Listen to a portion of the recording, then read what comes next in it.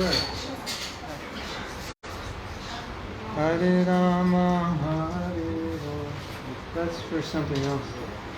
We're gonna listen.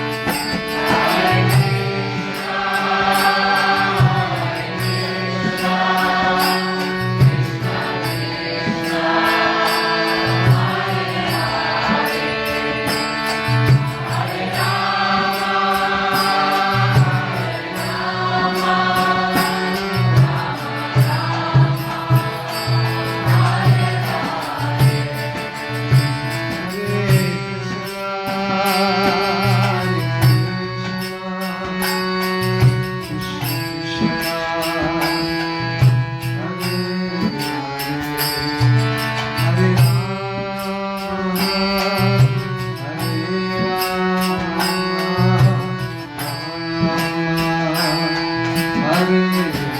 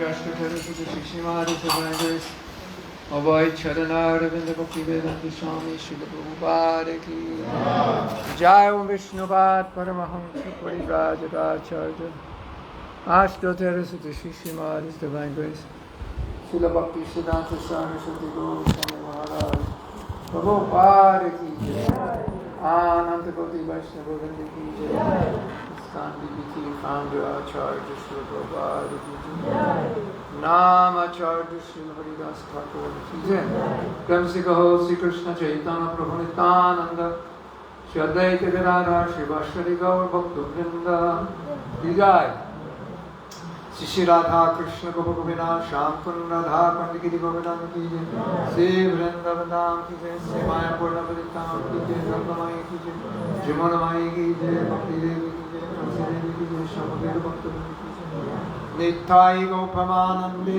Hari Hari Go. All glories to the Assembly. All glories to the Assembly. All glories to the Assembly. All glories to Shri Guru and Namo Krishna Padaya Krishna Krishna Bhutale Srimate Bhakti Vedanta Swami Namaste Saraswati Devi Gauravani Pacharine Nirvises Sandhavari Paschati. Does anybody have a sore throat, a cough, or cold? Because I have ginger tea. Just bring your cup up and I'll give it to you. Anybody need? What? About the translation announcement. There's an announcement.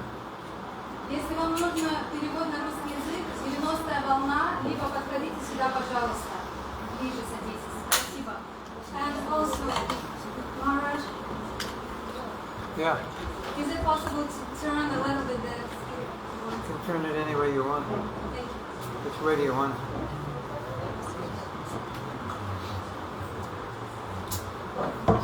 Joy. Jai Jai Sri Chaitanya Jai Nityananda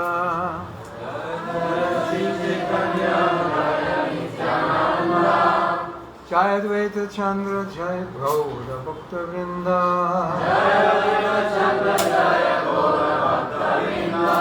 Jai Jai Sri Chaitanya Jai Nityananda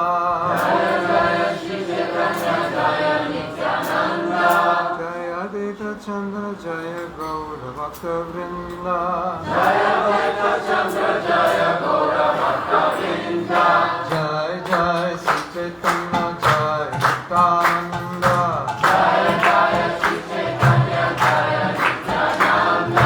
Jai Advaita Chandra Jai Gaura Bhakta Vrinda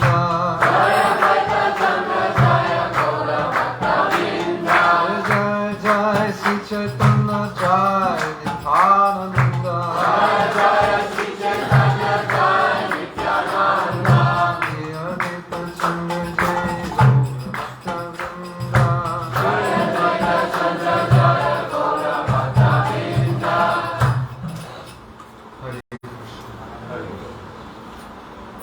My pad is dead. I'm just going to read from it. You have Chaitanya Charitamrita in the house? Chaitanya Charitamrita? No?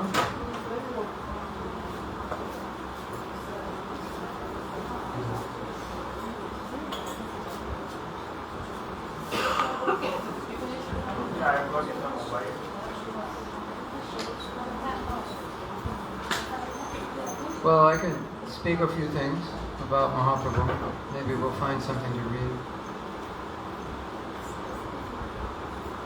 Mahaprabhu. You have database?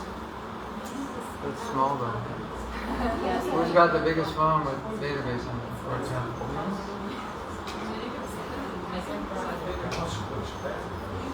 Hare Krishna. Hare Krishna. Krishna Krishna. Hare Hare. Hare Rama Hare Rama. Rama Rama Hare Hare. Oh, this is a nice chapter. Krishna Hare Hare Hare Rama Hare Rama Rama Rama Hare Hare. Hare Krishna. Can you hear me? Yes. Am I too loud? No. Oh, sounds loud to me. So we're going to read the chapter on the cleansing of the Gundicha temple. Let's see how far we get.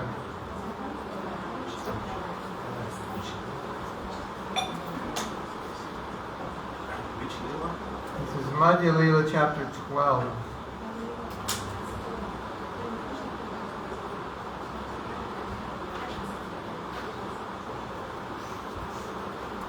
Sri Gundicha Mandiram Atma Vrindhai Samarjayam Shalamukha Sagauraha Sachittavach Chittalam Tujvalam Cha Krishna Pavesh Anurupam Chakra.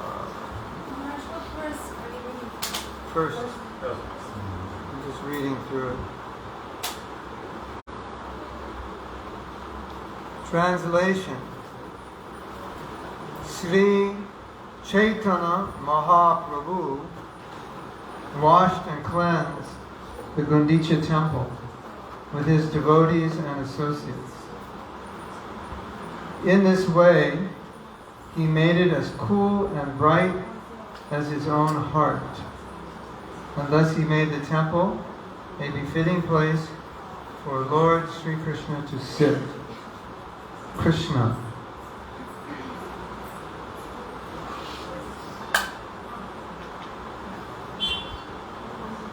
So this means that Krishna can only sit in a clean place. So if you want Krishna to sit in your heart, you have to clean it. Otherwise, he doesn't like dirty places.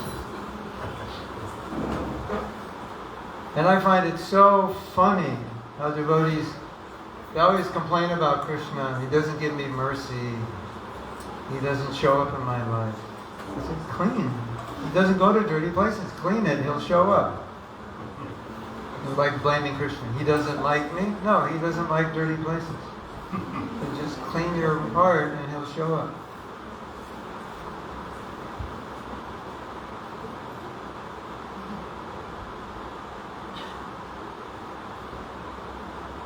Does that make sense? Yes. Does that make sense? Yes. Text 2. Jai Jai Gaura Chandra Jai Nityananda Jaya Jaya Gaura Chandra Jaya Nityananda Jaya Gaita Chandra Jaya Gaura Bhakta Vrinda. Jaya Gaita Chandra Jaya Gaura Bhakta Vrinda. Time for a story. Did you know that originally, when Prabhupada taught us the Panchatattva mantra, it was Bhaja Sri Krishna Chaitanya Prabhu Nityananda Shri Advaita Gadadhar Shivasari Gaura Bhakta Vrinda. And after the Chaitanya Charitamrita came out, he changed it from Bhaja to Jai. Jai Sri Krishna Chaitanya Prabhu Nityananda. Sometimes we say Jai Advaita or Sri Advaita. If you listen to old recordings of Prabhupada, Bhaja Sri Krishna Chaitanya Prabhu Nityananda. So when Chaitanya Charitamrita came out, 1974, he read these verses and said, oh, we'll change that to Jai. And then all the fanatics in ISKCON were getting on the case of all the devotees who were chanting Jai Sri Krishna because they thought, oh, rightly they thought it was Bhaja Sri Krishna. How can you chant Jai Sri Krishna? But you've changed it, you polluted everything. I said, no, Prabhupada said.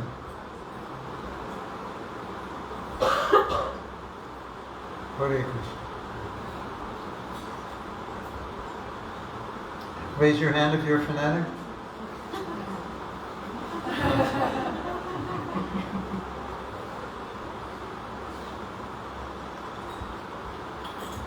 Sometimes it's good to be a fanatic, sometimes not. Jaya Jaya Srinivasadi Gaura Bhaktagan Srivasadi Gaura Bhaktagan Shakti Deha Kori Jaina Chaitana Vanan Shakti Deha Kori Jaina Chaitana Vanan. Translation: All glories to the devotees of Lord Sri Chaitanya Mahaprabhu, headed by Srivas Thakur. I beg their power so that I can properly describe Sri Chaitanya Mahaprabhu. So, this is a very important point. A few nights ago, we were in Barshana. By the mercy of Radha, we ended up in Barshana. And there are many sadhus in Barshana. And these sadhus are devotees from birth.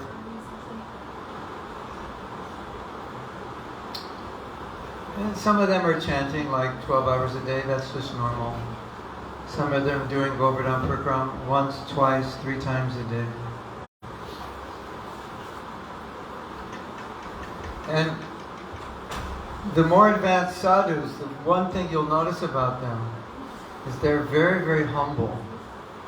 So when you meet them, even though you're coming from the West, you weren't born a devotee, but now you're engaged in devotional service, when you meet them, they'll say something like, please give me your mercy. Last year, I remember, 2 devotees told me they went to have some deities made, and they went to Navadvip. Then they went to the family, and the family invited them in, the sculptors. So, this beautiful Vaisnava family, generations of Vaisnava. And these devotees, probably 10, 15 years, born in the West. They come to their house and the family says, please bless us, and we can have love of Krishna. So this is the quality of a great devotee. And so we met one Baba, who was a servant of who was considered the most elevated or renowned sadhu in Varshana. He's his secretary. And Vikram, who was taking us on Parikrama, he knew this person. So they stopped. This person immediately tried to bow and touch Vikram's feet. Vikram is not initiated. And then he introduced me and he said something like, please bless me. And I'm like completely embarrassed. The sadhu was asking me for blessings. That's the sign of a sadhu. That they always feel a little bit lower than everyone, because you can't ask for blessings for someone below you. So if someone asks you for blessings, that means they're saying you're better than me.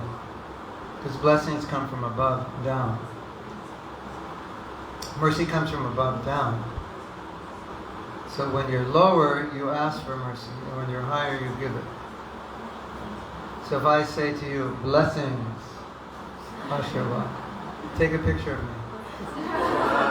Well, first, someone put a turban on. And I got a little beard, so we're looking good. And then take a picture of me. And that means, if I'm giving blessings, that means I'm better. So, a lot of times when people meet Prabhupada disciples, they ask, so you're a Prabhupada disciple, give me blessings. And often what the Prabhupada disciple will say is, I don't know if I give you blessings, but I will pray to Prabhupada that he can give you blessings. Because they feel awkward being in this position that I can give blessings, because they often feel that the people asking for blessings are more advanced than they are. So how can I give you blessings?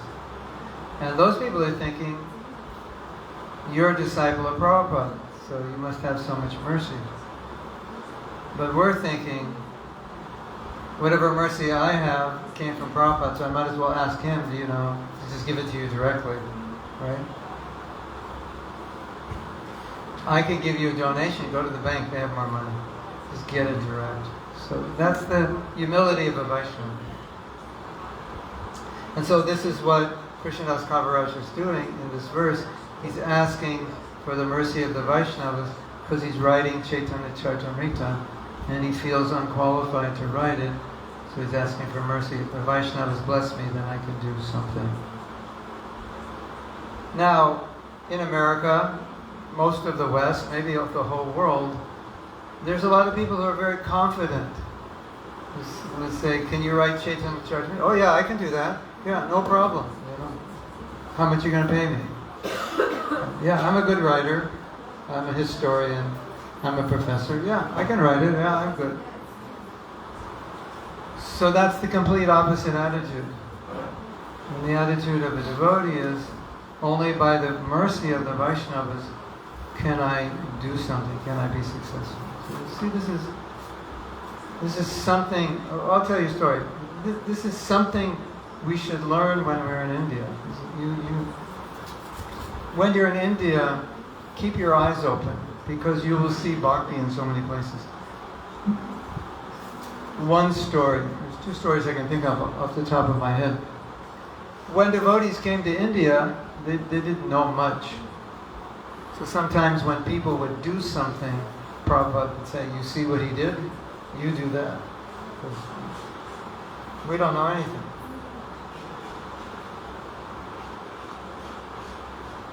Stick our hands in our mouth and then put our hands on our beads and touch our shoes and go to the bathroom and don't wash our hands, go on the altar. You know, we're like... Anyway, I'm exaggerating a little, but you understand. We don't know that much.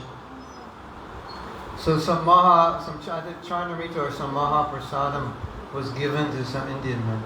And so they put their hands out. The reason they would put both hands is because you're accepting it more, instead of just one, both. It's like greater acceptance and accepting of both. And then they took it and they went like this with the Mahaprasad. Then they ate it. Prabhupada said, you see what they did? You should do that. You know, this is not just ordinary food, this is Krishna's remnants. And in Gaudiya Math, Krishna's remnants are only served by the sannyasis, the most elevated devotees. Because Krishna Prasad is Krishna's mercy, and mercy can only be served from a higher position, from the senior devotees. So it's Krishna's mercy, it's given by the senior devotees. And you take it, oh, now it's Maha. Some great devotee has given me Maha. That's one story. The second story is really touching. Such a beautiful story. It'll make you cry. We'll give you a 3-minute break for crying after I tell the story.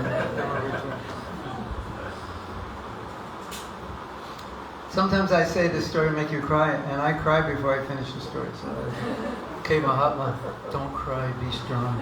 You can do this. Okay. Before I tell the story, there's a funny story. This kid is screaming. This kid is screaming in the store, having a tantrum, and the mother's very calm. Jennifer, it'll be okay. Jennifer, just relax. Everything's okay. And the kid, ah! Jennifer, just relax. It'll be okay. It's all right. And this man is watching, and the kid's going crazy. The man says, goes up to the woman and said, I'm so impressed. He said, Jennifer, I'm so impressed. How calm you are. She said, I'm not Jennifer. No, she said, oh, no. She said, he didn't say Jennifer. He said, I'm so impressed how you're dealing with your daughter Jennifer. Jennifer, be calm, Jennifer. And she said, my daughter's not Jennifer, I'm Jennifer. Mahatma, you can do this without crying.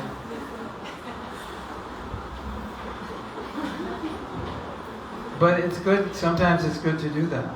Just to tell yourself, we can do this. You talk to yourself. Burijan Prabhu was telling me, this is a really beautiful way of dealing with the mind. The mind says something you don't want it to say. So then you ask yourself, okay, so what about another part of my mind? What does that say? Your mind says something, do this, and it's totally the wrong thing to do. So you say, okay, well, what would another part of my mind say? It would probably say, don't do this. Or we could say, okay, let's check in with intelligence. My mind's driving me crazy. I don't know what to do. Check in with intelligence, see what it says. And say, what do you think intelligence would say? And then you get another opinion. You go to a doctor, want to get a second opinion?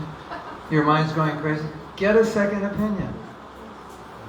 Your intelligence will give you a second opinion. So anyway, this is 1971, very young devotees, very American. They don't know anything about Indian culture. And Prabhupada's saying, here are American Vaishnava sadhus. So we didn't act like sadhus. You know, in India, you only eat with your right hand. Left hand is for dirty business. The right hand is for... And so people know it's considered really malecha if you use your left hand for eating and so forth. And the devotees couldn't do that, so Prabhupada told them when you take prasadam, sit on your left hand, because they were using their left hand. Or in some countries, they eat with two hands. So it's little things like that, but they're big things for Indian people. Anyway, there is a wealthy man who let, I don't know how many devotees, maybe 10 devotees, stay in his home. And I don't know if you know what 20-year-old Americans are like, but they're very demanding. Especially when they have a guest who's willing to do whatever you ask them. Give me more of that, do this, do that. They were like ordering him around, basically just abusing him. Wash my clothes, do this, give me this. Can you cook this now? I'm hungry. And just like very, very abusive. And this man and his wife were serving the devotees 3 meals a day, cleaning their rooms, doing their laundry, whatever they needed, they did. Totally abused, I think, or on the verge of it. Well, in 2023, you could take the devotees to court. It was abuse. 1971 wasn't considered abuse, but today it would be considered abuse. So, the last day, devotees were leaving, and the man said, I just want to apologize if I've done anything to displease you or offend you. And he was crying. He was offended by the devotees pretty much, or abused in some way, or just not politely dealt with. And he's asking, please forgive me if I've made any offense. And he had a tear in his eye. And Prabhupada looked at the devotees and said, you see that? He said, that is a Vaishnava. So, when we see these qualities of Vaishnavas, we should notice them. We shouldn't let it just go by and we don't see it. Because these things are necessary to cultivate our heart. When you see that kind of humility, please bless me. And it's some exalted devotee. So you have to take note of that. So this is Vaishnavism. And so here Krishnadas Kaviraj is asking for blessings. Otherwise, without your blessings, I can't write this book. Does that make sense? I'm going to write this book. I'll do it. I don't care about you. Whatever you are, doesn't matter. I'm going to write this book because I'm smart. As a bona fide American. Or maybe a bona fide Argentinian. Or a bona fide Russian. Or a bona fide Chinese or Japanese. It's the Western world. You know that story when Prabhupada was in Japan. He was there meeting with a printing company. And after they met, it was quite funny. They made a deal with him. They got a really good price. It's a whole funny story how they got it. But at the end, one of the younger executives stayed with Prabhupada, and they were talking, and Prabhupada had all the business cards of all the executives that he just met with, and there was a pile. And so he was talking to this young man, and the young man's card was on the bottom of the pile. Prabhupada said, what is your goal in life? And he pulled out the card from the bottom and he put it on top. He said, that's my goal, to be on top of the pile. That's material life, right? The goal of material life. Get on top of the pile. Be the number one dog. Don't we say that in America, John Wesley? The number one dog. Yeah, it's true. The number one dog. Hare Krishna. Okay, I guess some of you are reading this so you can chant. Purva Dakshina Hoite Prabhu Jabe Aila Aila.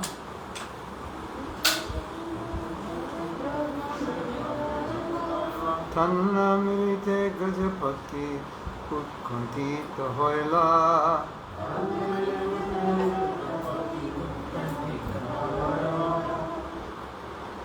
When Sri Chaitanya Mahaprabhu returned from his South Indian tour, Maharaj Pratarparudra, the king of Orissa, became very anxious to see him.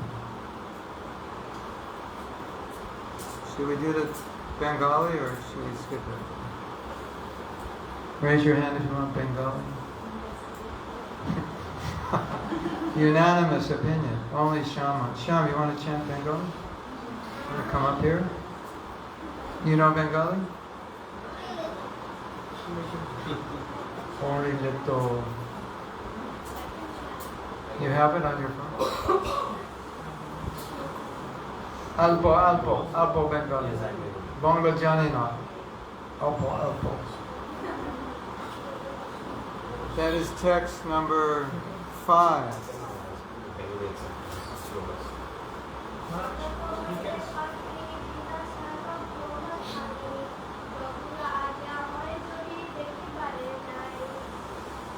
Translation.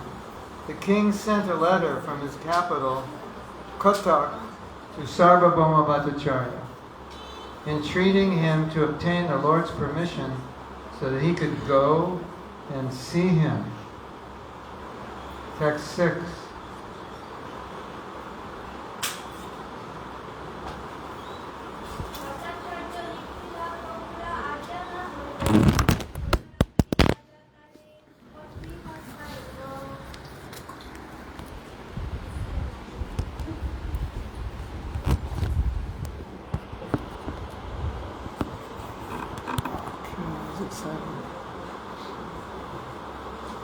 Replying to the king's letter, the Bhattacharya wrote that Sri Chaitanya Mahaprabhu had not given his permission. After this, the king wrote him another letter. Text 7.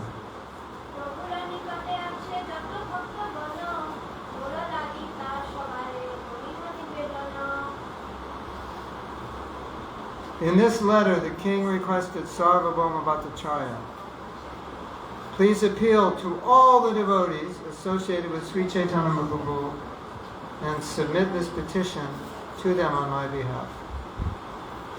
Text 8.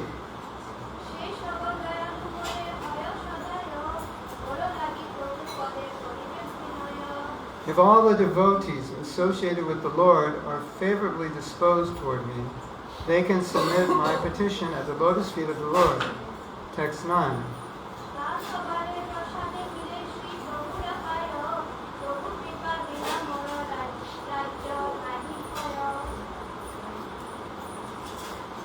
By the mercy of all the devotees, one can attain the shelter of the lotus feet of the Lord. Without his mercy, my kingdom does not appeal to me. Text 10.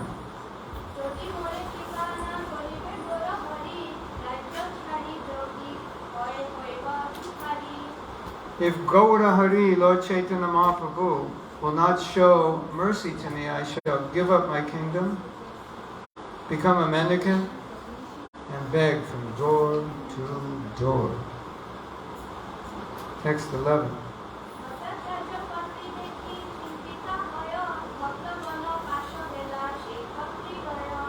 When Bhattacharya received this letter, he became very anxious. He then took the letter and went to all the devotees of the Lord. Text 12.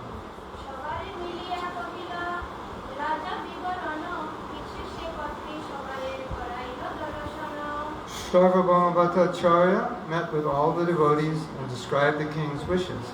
Then he presented the letter to all of them for inspection. Text, 13.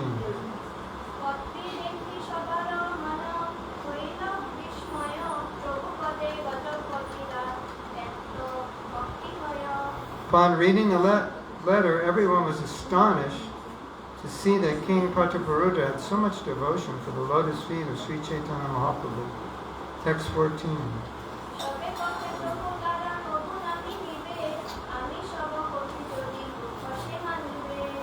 The devotees gave their opinion. The Lord will never meet the king, and if we requested him to do so, the Lord would surely feel very unhappy.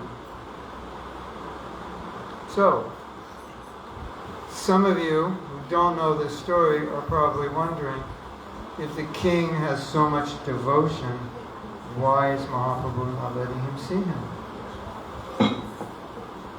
So this is interesting.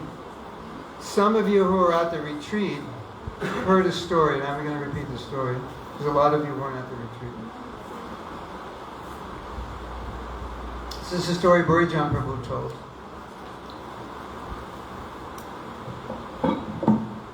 In 1970 or 71, he went to Hong Kong to open a center there, and it was very, very difficult. He was alone with his wife. It was not, at that time, not the best place to preach. Probably still not the best place to preach compared to other places. And it's a little difficult. It's a very materialistic place. And so compared to where they were preaching in the West to all the hippies, this was difficult. And they're all alone. Plus, they got married before they met. I mean, as soon as she came there to get married, and they never had met before. So it was quite difficult. And so Burijan Prabhu explained that they were really struggling to stay there alone, to try to make devotees, to open a temple. And all the men know, I guess the women know this also, but you know, it's very difficult to be alone on your own if you don't have association. And I've preached with my wife alone, and she didn't have any association. I'm a very, independent person, so sometimes I like to be alone. Not that I don't like association, but it was a little easier for me. For her, it was very, very difficult. So we were alone, opening a preaching center, but she didn't know if she could do it because she didn't have much association. As you can imagine, it's difficult. So that was their situation. So really, really struggling. And actually suffering. And when Prabhupada came, Burijan Prabhu said, Prabhupada asked, how's your wife doing? And he said she's not doing well because it was so difficult. She was not doing well, and she was so, I don't know what she was thinking because I never asked her, I could guess. But when Prabhupada came, she didn't want to see him. Maybe there was almost feeling of some kind of resentment. Why did you send me here to marry this man and so forth? I don't know. Or maybe she was unhappy and she didn't want Prabhupada to see her unhappy. Prabhupada was kind to her. Burijan Prabhu didn't tell the story. I don't think he told the story. Maybe he did. Yeah, he told the story. Yeah, so when Prabhupada heard she wasn't doing good, he said, please ask her to come in the room. And she came in, and Prabhupada wanted to do something. So he took off his ring, right out of his finger, just gave her his ring. And that just changed everything for her. But the story I wanted to tell, which relates to what we're hearing here, is that their sadhana was not good. And Prabhupada was very concerned that they have good sadhana. So he asked them, how is your sadhana? What is your morning program? And they weren't really, he said, well, we really don't have a morning program because there's no temple, there's no devotees. Any of you who heard Grihastas know that sometimes you really don't have a morning program. So that was their situation. Prabhupada was really upset. And he was very, very, very, very heavy with them. Like, most of the time he was heavy, like almost chastising. There were a lot of things that Prabhupada, if you read his book, you'll see there were a lot of things that Prabhupada didn't approve of, or things that he needed to correct. It was very heavy. So Borijan Prabhu was saying, Prabhupada knew it was difficult for us, that we were really struggling, and the whole time it was just heavy. And so one could think, like if you put this in modern day context, you might think, what kind of guru is that? Sends his disciples to this country. It's really, really difficult. He flies in and he just chastises them. That's not very nice. So that's basically what happened. They were getting corrected. It was really, really difficult. So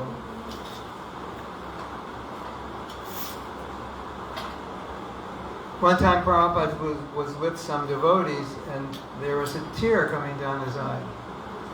And they said, Prabhupada, why are you crying? And I think he must have closed his eyes and he said, Burijan Prabhu and his wife Jagatarini, they're suffering and struggling so much in Hong Kong. And he was crying. So that emotion of feeling the struggle and the suffering, he didn't exhibit because he wanted to teach something. And this is exactly what's going on here. Mahaprabhu is a sannyasi and he wants to teach the etiquette of a sannyasi, and at least in the traditional concept of sannyasi, he doesn't associate with women, he doesn't associate with worldly-minded people, he doesn't associate with kings. It's considered he would be contaminated. You're a renunciate, you're hanging out with kings. He's like, no, this is a no-no, we don't do that. But he wasn't feeling that way inside his heart. But he was playing that externally. We have another story, Chota Haridas. Chota Haridas was begging rice, and he begged some rice from, who was it? Malini? The wife of Srivas, is that? What? Madhuri. Sister of Sikhi Mahiti. Madhuri? No. Madhuri, yeah. She was considered Mahaprabhu had 3.5. I don't know why they consider her a half. Must have been some cultural thing. I don't want to try to explain it. I don't want to discourage the women. But she was one of the intimate associates of Lord Chaitanya, and she was older than him. She was much older. And he was faulted for intimately associating with a woman. As a sannyasi, but all he did was beg prasadam. Beg boga, excuse me. But Mahaprabhu wanted to teach something. What did he want to teach? He said, he wanted to teach, when you take sannyas, you don't mess around. And if you do, you kill yourself. It's like that serious. He wanted to teach the behavior of a sannyasi for all sannyasis. When I was young, everybody wanted to take sannyas because you get a personal servant and Mahaprasadam. So it's like, and you get away from your wife who's driving you crazy, and you don't have to work. So it's all bonuses. But they weren't thinking about the tapasya you have to do, like the austerity. So Prabhupada wanted the sannyasis to live more austerely, to sleep less, to be at the forefront of the preaching, like that. So, was Mahaprabhu happy when Chota Haridas killed himself? He appeared to be happy because he said that was the right thing to do. And he was happy because he wanted to teach that to all the sannyasis, that you don't mess around when you're a sannyasi. But was he really happy to have punished Chota Haridas? Of course not. He's his dear devotee. So sometimes to teach, we'll do something external, or internally there'll be something else going on. And so right now, another thing is going on, which is really interesting. I don't know if you picked up on it, but when this petition was put to all the devotees said, there's no way we're going to ask him, because he's going to chastise us if we ask him. There's no way he's going to do this. Which means they already understood the heart of Mahaprabhu. So you don't want to ask your guru to do something you know he doesn't want to do. It's like, duh. You know. No, but Guru Maharaj, you need to do this. No, I don't. No, but you need to. So they're like, why? So why don't you let Maharaj Prabhu see? No, if you keep bothering me, I'm going to leave Puri now. So the devotees were caught in the middle because they're saying we don't want to ask him, but they feel compassion for Maharaj Prabhu, so they're asking him, and it's just agitating Mahaprabhu's mind. Don't ask him. Ask him to leave. So they knew that, but they felt compassion. So, but it shows that they understood the mind, the heart of Mahaprabhu. That's what it means to be a follower of Mahaprabhu, to know his mind, to know his heart, to know Prabhupada's heart, to know your Guru's heart. Correct? Text 15. Sarvabhauma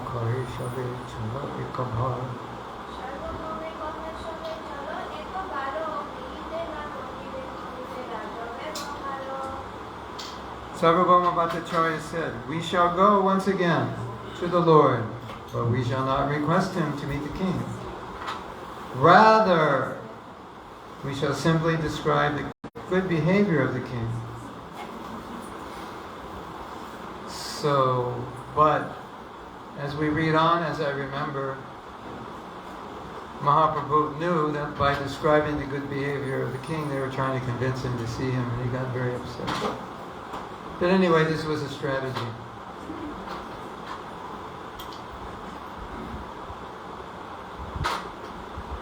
Text 16.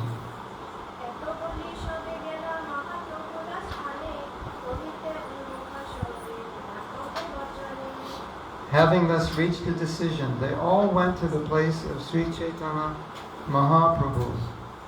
There, although ready to speak, they could not even utter a word. Does this remind you of any story you know with Prabhupada?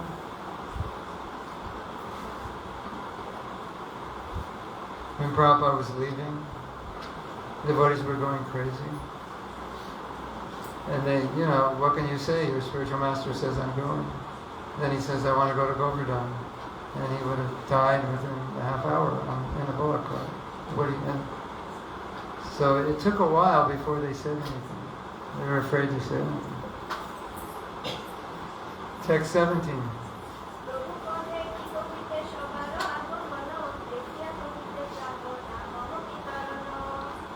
After they arrived at Sri Chaitanya Mahaprabhu's place, the Lord, seeing them, said, what have you all come here to say? I see that you want to say something, but you do not speak. What is the reason? Because they're all afraid. That's what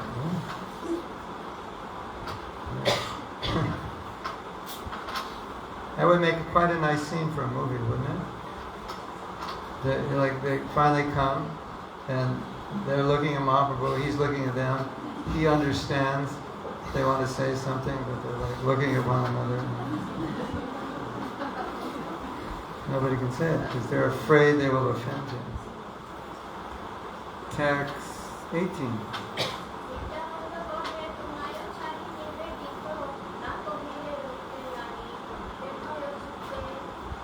Nityananda Prabhu then said, we want to tell you something.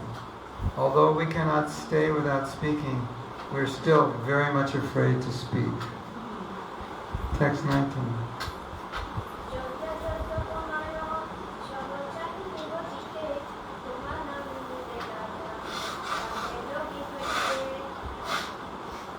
We want to submit before you something that may or may not be befitting.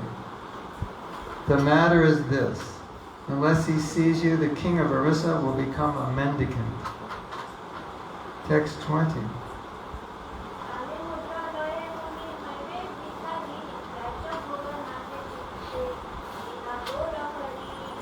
So it's not good that the king gives up his job, right? He leaves all his citizens, goes, see you later, I'm off to the forest to meditate. So it's kind of like, you might think, Mahaprabhu might say, oh, that's good, he's going to become a mendicant, very good. I'm not going to see him because if I do, he'll stay king. If I don't see him, he'll become a mendicant. It's good. No, the king's giving up his job. That's not good. Text, whatever is the next one. What's the next text? 20.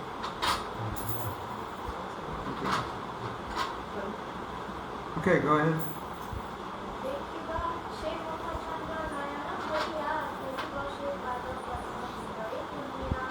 Nityananda Prabhu continued. The king has decided to become a mendicant and accept the sign of a mendicant by wearing an ivory earring. He does not want to enjoy his kingdom without seeing the lotus feet of Sri Chaitanya Mahaprabhu. We have a purport. First purport. Purport. In India, there is still a class of professional mendicants who are very much like the gypsies of Western countries. They know some magical art and mystical processes, and their business is to beg from door to door, sometimes pleading and sometimes threatening. Such mendicants are sometimes called yogis and sometimes called kanapata yogis. The word kanapata refers to one who has put a hole in his ear to wear an earring made of ivory. Maharaj Prataparudra was so depressed by not getting to see Sri Chaitanya Mahaprabhu that he decided to become such a yogi. Kind of like Arjuna, right? A little bit. Ordinary men think that a yogi must have an ivory earring in his ear. But this is not the sign of a real yogi. The sign of a real yogi is earrings in both ears. And a tattoo. Right? And a beard.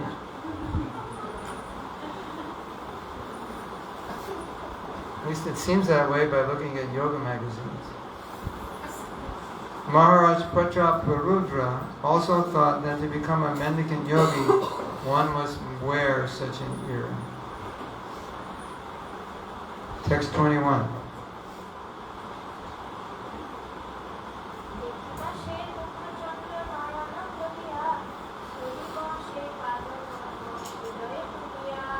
Nityananda Prabhu continued. Now, you have to understand something. Oh, this is very good. When Krishna and Balaram came, as we know, Balaram was the elder brother. So Balaram's relationship was like taking care of Krishna. You know, protecting Mother Yasoda, protect my son, protect your brother. When he came as Nityananda, he didn't have that mood. His mood was to serve. So he took a subordinate position, which is why you see Nityananda is afraid to interrupt the mood of Mahaprabhu. Whereas Balaram, he would have just said, Krishna, just accept this. I'm telling you what to do. I'm your older brother. But as Nityananda, he doesn't take that position. It's totally subservient. So even Nityananda is afraid. Everyone in relation with Mahaprabhu was simply servant. There was no other rasa. Even though their eternal rasa may have been different, but in relation to Mahaprabhu, everyone just took the role of servant. Even Nityananda. So, Nityananda Prabhu continued. The king also expressed his desire to see the moon-like face of Sri Chaitanya Mahaprabhu to his eyes' full satisfaction. He would like to raise the lotus feet of the Lord to his heart. So would I. So would you. Text 22.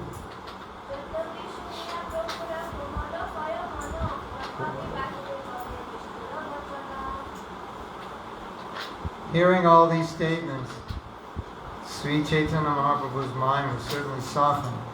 But externally he wished to speak some harsh words. So Krishnadas Kaviraj is writing this so he knows what's happening. He's describing what's going on internally in Mahaprabhu's heart. He knows that.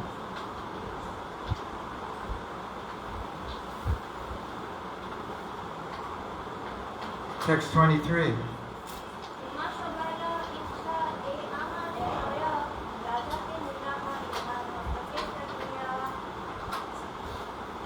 Sri Chaitanya Mahaprabhu said, I can understand that you all desire to take me to Cuttack to see the king. Purport. Sri Chaitanya Mahaprabhu is naturally the reservoir of all kindness, and as soon as he heard the statement made by the king, his heart immediately softened. Because the king was anxious to see him, and the king had devotion, so naturally his heart softened. Thus the Lord was ready to go see the king, even at Cuttack. He did not even consider allowing the king to come from Cuttack to Jagannath Puri to see him. It is significant that Sri Chaitanya Mahaprabhu was so kind that he was ready to go see the king at Cuttack. Apparently, it was never expected that the king wanted to see the Lord at his place. But by way of being externally harsh, the Lord indicated that if all the devotees so desired, he would go to Cuttack to see the king. Hare Krishna.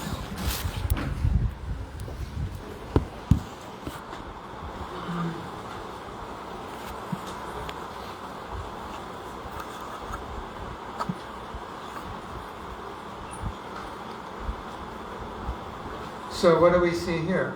He externally is playing the role of a sannyasi.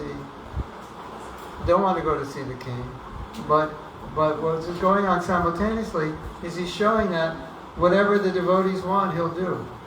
He can't refuse the devotees. And so sometimes Mahaprabhu would say, he'd want to go somewhere, like he'd want to go to Vrindavan, and he wouldn't just go. He would say, please, my dear devotees, let me go, give me permission. He wouldn't want to do anything if it displeased his devotees. Isn't that nice?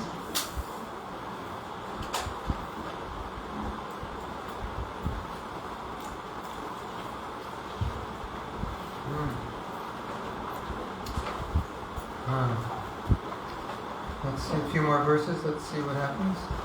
Text 24.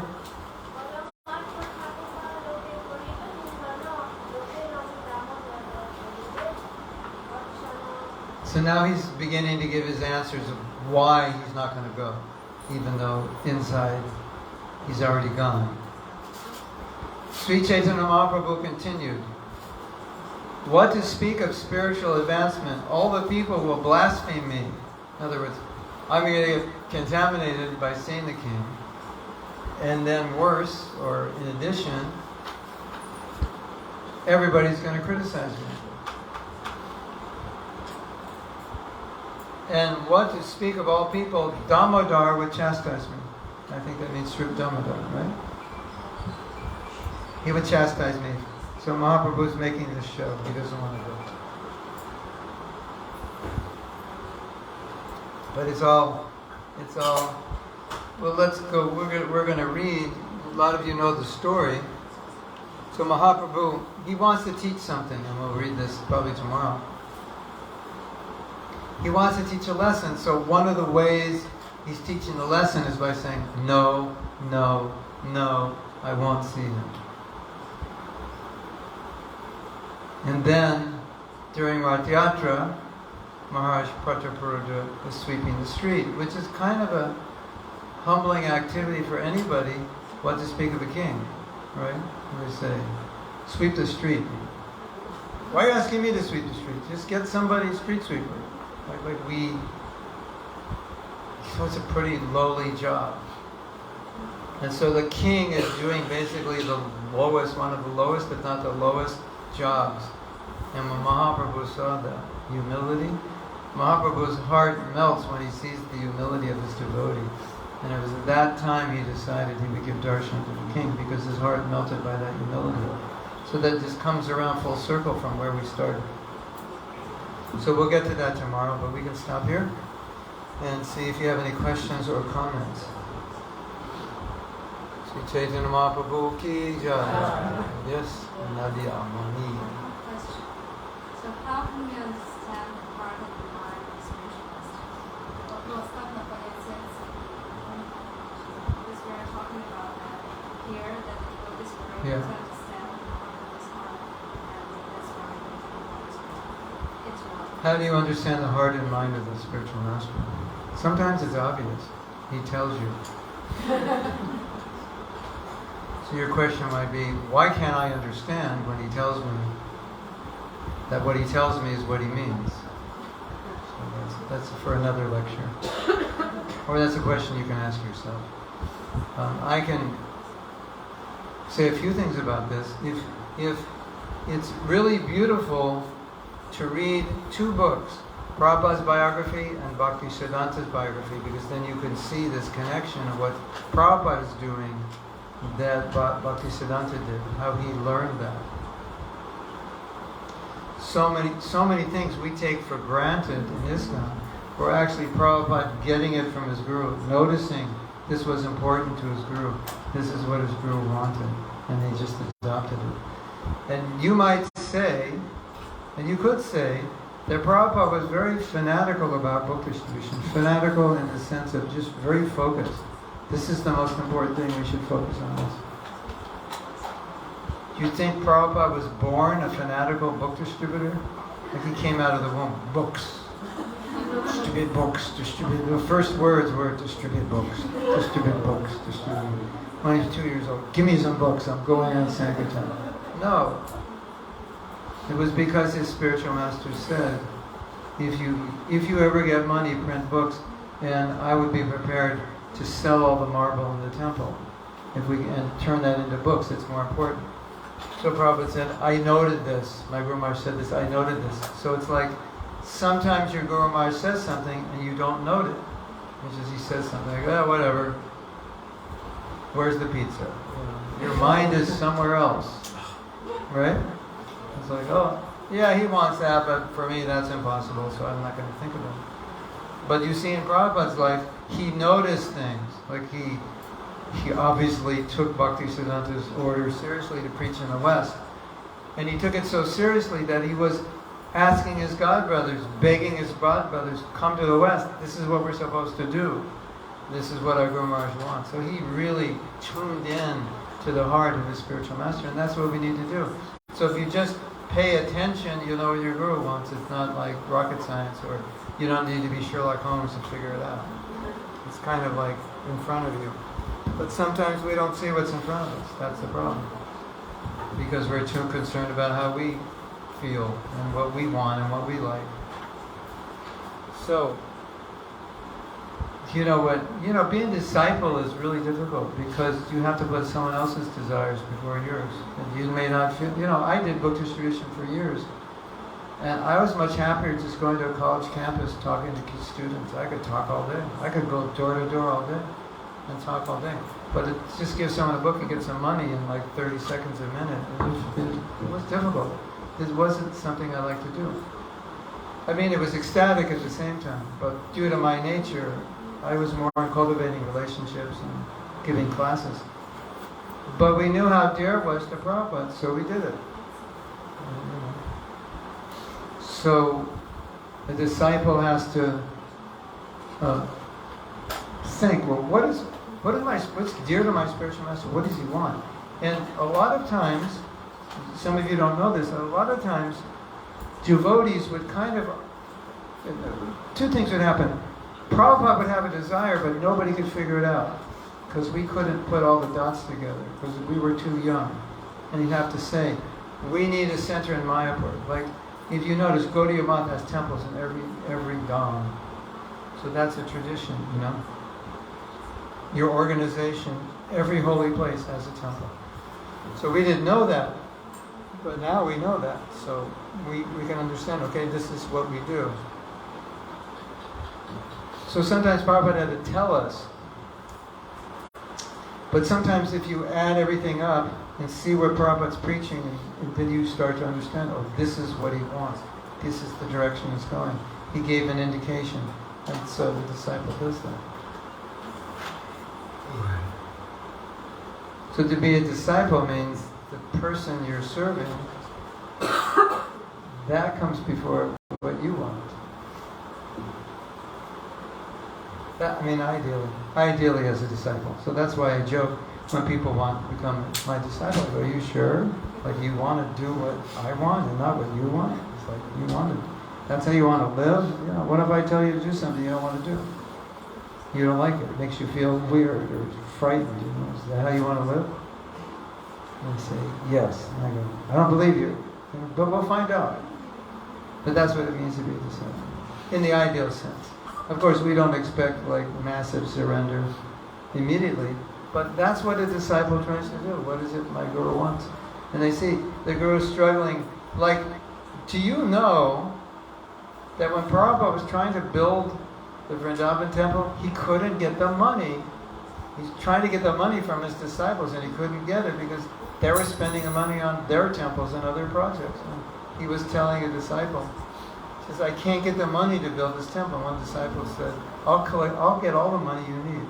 And he went out to Japan with about 10 brahmacharis and went on the streets like 12 hours a day and collected practically all the money to build that temple. So that's, the disciple is like, oh, my guru's telling me I want to build this temple and my disciples won't give me money. Okay, hint, what do you think the guru wants? He wants money to build this temple. It's like, duh! But we're too worried about when the prasadam is going to be ready and we don't focus on that. So he went out and his name is on the temple. This temple was donated, built by the hard work of this devotee, Guru Kripa. So you can hear his story, it's online, but he said, when I heard that and nobody was doing it, I thought, how can you sit there and your guru wants something, so you want to make it happen? That's, you're very, Guru's talked about something, we should do this is the vision. And those who are with Prabhupada knew that Prabhupada was very exacting. He was careful about certain things. He wanted certain things done a certain way. So you can't just do it the way you want it. Well, I like to do it this way. Well, Prabhupada wants it that way. So it doesn't take a genius to figure out you should do it the way he wants it rather than the way you want it. Right? So those who serve Prabhupada, like, Prabhupada, why do you have to do it like this? Why do you have to eat 5 chapatis? Why can't you just eat 3? That would be less work for us. Why do you want butter? Isn't ghee healthier? Put salt in my plate. You shouldn't eat so much salt, Prabhupada. It's like, could you imagine living with somebody like that? Everything you want to do, they question. You probably die young. Or commit suicide, right? So,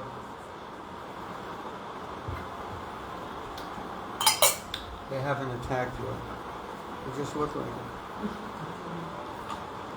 They found some other foreigners here, so I think are you guys getting the mosquitoes for me? No. Maybe someone else fed them, they're not hungry.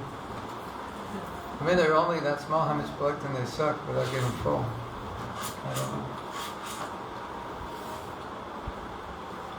One second.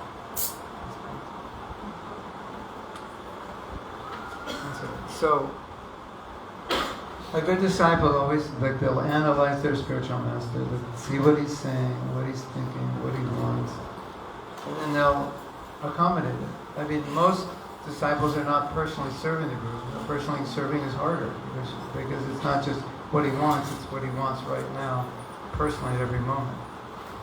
One time, Prabhupada had a servant, and the servant wasn't happy.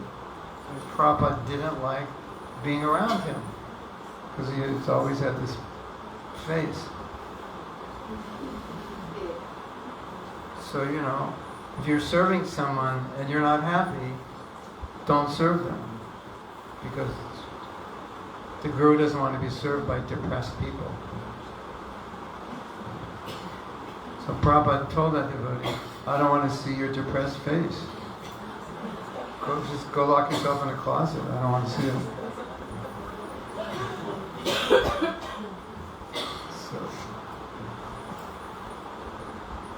one devotee said, I just try to put myself in the place of the other person and see what they want and then give it to them. But I have to know that person. Here, Prabhu, I got you a purple kurta with pink polka dots. Like, gee, thanks. Just what I always wanted. I was praying to the deities for it today. And that devotee, that guru, has only worn white kurtas his whole life. And you get a purple with pink polka. It's like, hello. Like, what planet do you live on? Right? So, or another brilliant one. I think I'm going to get my Guru Maharaj some socks, because I'm sure he only has 108 pairs and he could use 109. And sometimes when you want to do some service, you want to get something, you should ask him, do you actually like this? Because maybe you spent a lot of money on something, and he looks at it and he's like, oh, thank you. Thank you very much.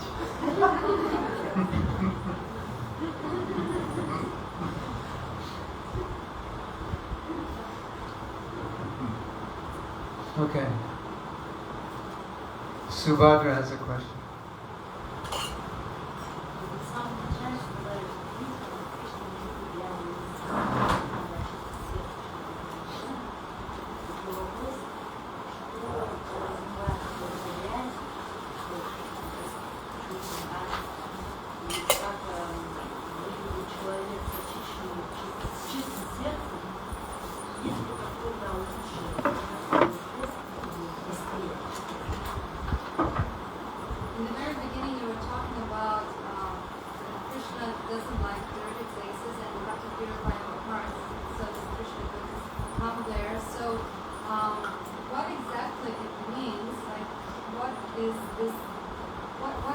What's the dirt? What's the dirt there? Yes, and how it's manifested, and what does this person look like? The one who has this dirt in his heart, and the one who hasn't got this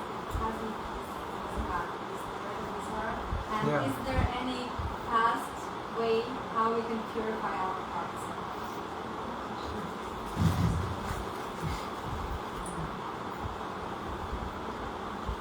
There is a fast way. It's just almost impossible to do it. The fast way to purify your heart is become more humble than a blade of grass. But I don't know if we can do it in this lifetime. But if you can get more humble than a blade of grass, then you'll chant shoes unknown.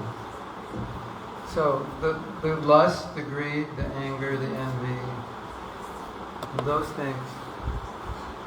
Those are the dirty things. It's what's in your heart is what I want. What I want, that's in my heart. So why is Krishna? What has he got to do there? Your heart is full up thinking about what you want, and there's no room for him. So he'll go in someone else's heart. But when you open your heart, Krishna, I want to serve you. You are the king of my heart, and I'm not the king of my heart. Then Krishna says, okay. So Krishna is more important than your lust, your greed, your anger, your envy. There was a devotee who was very envious of Srivas Thakur. I think his name was Gopala Chapala. And he offended Srivas Thakur, and he came down with leprosy.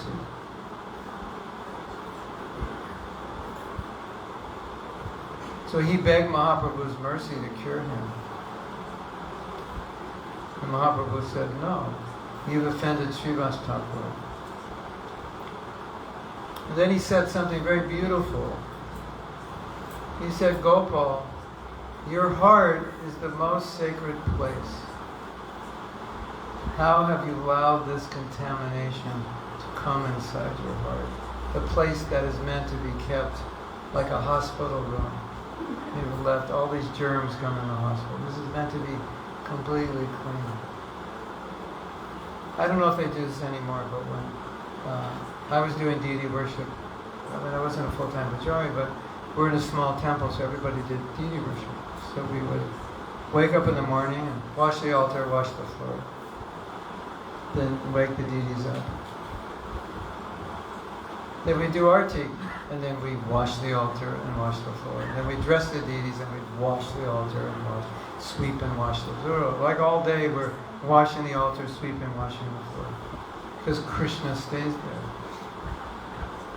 So, how have you let this lust come in your heart, in this most sacred place? How is it you've contaminated? Well, it was envy that he let. The best way to purify it is by purely chanting. That's the quickest.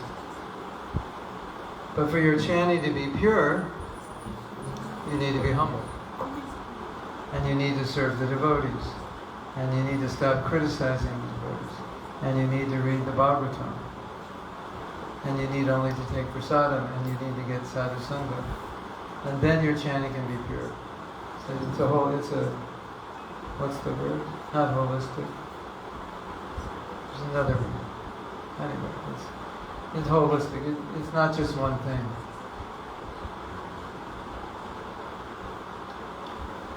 But there's a fault in your question, because there isn't a fast way.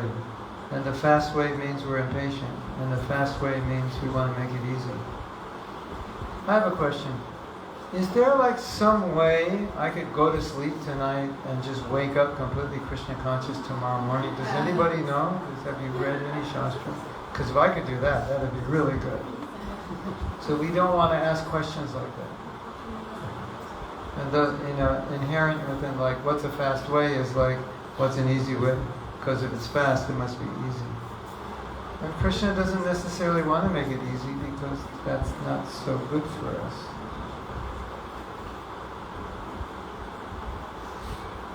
And it may not be what we need. And you ever seen a devotee praying really hard, like really intensely? You ever see a devotee chanting japa and it looks like they have constipation? You ever seen that? Those laughing have seen it. Prabhu, take some laxatives. Is he constipated? What? Is he having a heart attack? What's going on here? It's because you've seen it. He's laughing because he chants like that. Sometimes. I have a godbrother chants like that. But this godbrother, he's very troubled. A very troubled mind. And so it's those kind of difficulties that make you pray like that. So if I could chant just like any way and just get Krishna conscious, why get out of bed? Just lay in bed. Hare Krishna, Hare Prema, Hare Ram, japa, some grapes, a little ice cream, Hare Krishna, a little TV, and I still get Prema. But Krishna's not going to do that. But he's going to make it a little difficult sometimes. And Hare Krishna, Krishna Krishna, Hare Hare, Hare Ram. Krishna, I need mercy. Please give me mercy. I'm so fallen. My heart is so contaminated. Hare Krishna, Hare. That's the fast way to beg, pray. That's what Bhaktivinoda Thakur said. Beg, borrow, or steal the holy name, the pure name, Shuddhanam. So if you can chant purely once, you'll get what you want. But it may take your whole life to prepare yourself to chant purely once, right? That is worth it. Well, I do have a quick way. Just hang out with a pure devotee as much as you can. That's a very quick way to do it. Bhaktisiddhanta said, when a pure devotee chants, because he's so pure, there's nectar coming. The holy name is alive on his tongue and nectar, and he shoots that nectar into the tongues of the audience so that everybody gets it. So we definitely experienced that in Prabhupada's presence. Like sometimes we'd have these kirtans, and we were privileged to experience ecstasy we were not qualified to experience. And it felt like Prabhupada just like, there was a flood, and he opened the door, and it just flooded in the temple room, and everyone was going crazy, and we knew it was Prabhupada giving mercy. So that, that's the fast way. If you want the fast way, find a pure devotee and just hang out with them. And you'll get their qualities, their nature.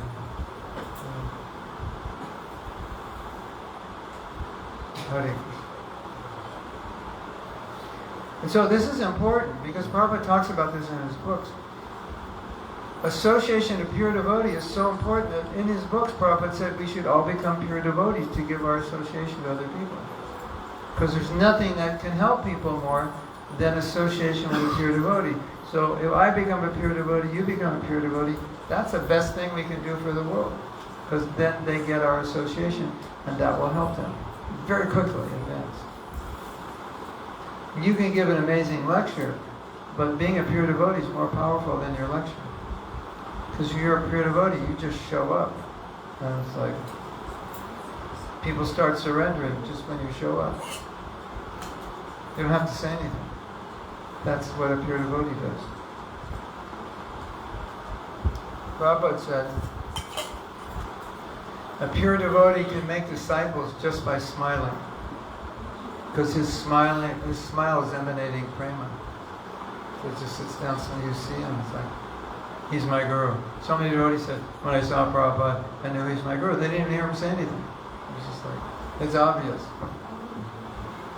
So, go find a pure devotee, but don't leave ISKCON to find one. There's a lot of marketing that outside ISKCON, or you'll have lots of pure devotees inside ISKCON, you don't. So, but even if we accept that's true, then we should all become pure devotees because we need more pure devotees. What else? No, you said like back borrow was kill the pure name. Yeah. Back in this time, borrow you made like from pure devotees. How to speak? Well, it's a phrase. Somehow, back borrow still means somehow or other get it. Whatever you have to do. Just get somehow or other get the pure holy name, whatever it is. Beg it from another devotee, steal it from another devotee. Prabhu, can I have the pure holy name today? I'll give it back tonight. Just somehow or other, I don't know. How you're going to get it, just get it. Because if you get the pure holy name, then you become pure. Very, very quick, immediate. So it's a way of saying, do whatever you have to do to be able to chant purely. That's the best thing you can do.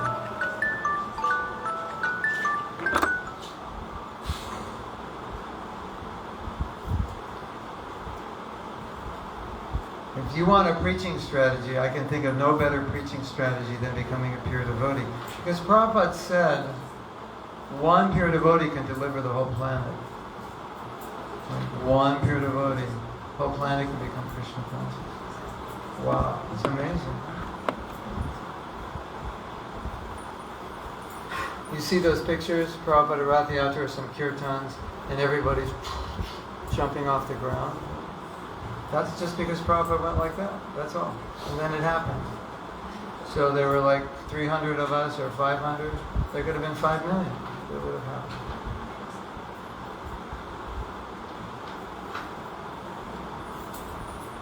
And Prabhupada was not just thinking of the planet. If you study, like Nadi's saying, how do you know the heart of the pure devotee? Prabhupada was thinking of the universe. And someone said, Prabhupada, where are you going after you leave? He said, I think I'll go to the hellish planets and spread Krishna consciousness. So he's like thinking. Think big, universal. Anything else? Yes. The devotees, you said that they were, whenever they went to go to speak to Mahatma, they were thinking of kind of manipulating, of like, well, we'll just talk about the glories and try to convince him, and then when they got there, they couldn't speak anything at all. So was that wrong of them? Well, they were conflicted, as I was saying. They didn't want to speak because they knew Mahaprabhu would be agitated, but their hearts were feeling for Maharaj Prataparuta because he had so much bhakti for Mahaprabhu and he wanted to see him so much, and it was like they felt so much compassion, so they were like in the middle. You know, it's like, okay, we're going to so and so to tell them, you know, this is really, and then when you see so and so, you're like, you can't say it because you know he doesn't want to hear it. So it's like they came with a mission on behalf of Maharaj Patrabhudra, but when they saw Mahaprabhu, it was like, oh, he doesn't want to hear this, it's going to upset him. So they couldn't speak.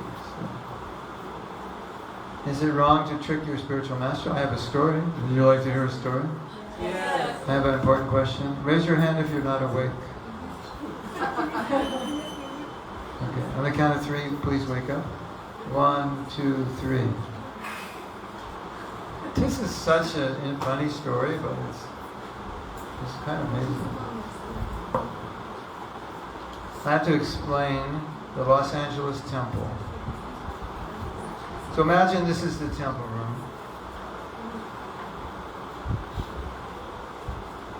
And then there's a door in the back, and like there's a door over here. When you go out that door, it goes up a stairway, then Prabhupada's upstairs above the temple room. And that's his room.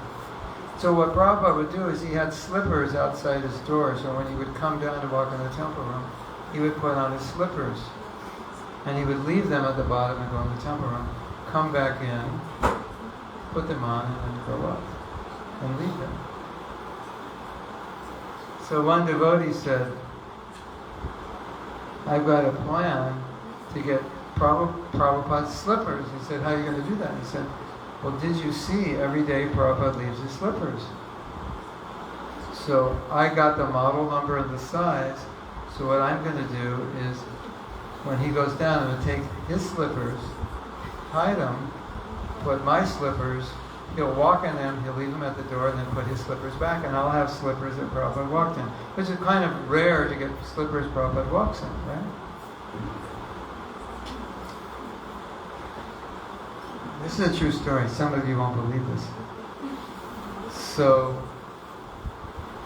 Prabhupada goes in the temple, he takes Prabhupada's slippers, he puts the new slippers down, Prabhupada walks up, doesn't take them off where he normally takes them off, and walks into his room.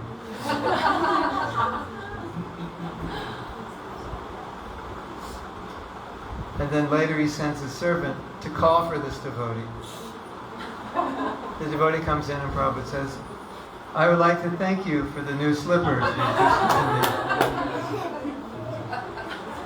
And then Prabhupada says,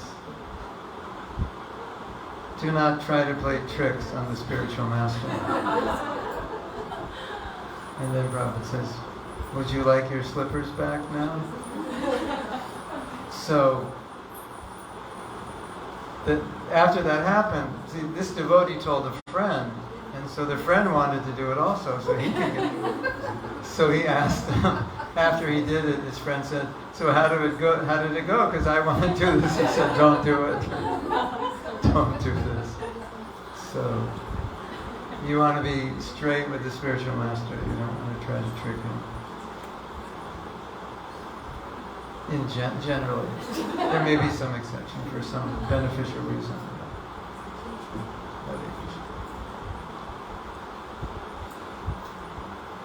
I could tell you so many stories where Prabhupada knew what to do, what he was thinking. Like somebody had a doubt, and immediately in a lecture, Prabhupada would address the doubt and look at the person. Like, it was so crazy. Like it was so obvious to us as his disciples that he knew what we were thinking, because it happened so many times. Like somebody was going to do something that he didn't know, nobody told him they were going to do it, and they'd walk by and he would say, you don't have to do that, I don't need it. Yeah, it's like, I don't think there's any doubt in any of our minds that Prabhupada knew everything. Not like intuitively, like I kind of can tell what you're thinking by looking at your face, but he just knew. Hare Krishna. Anything else? So we can have a little kirtan. Is that okay? Yeah. Srila Prabhupada ki jai, Prabhupada Hari